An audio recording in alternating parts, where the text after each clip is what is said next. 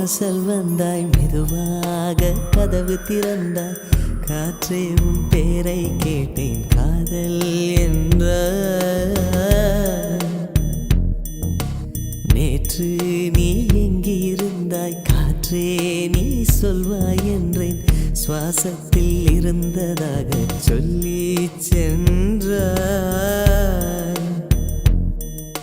துள்ளி வரும் காற்றே, துள்ளி வரும் காற்றே, தாய்மொழி பேசு.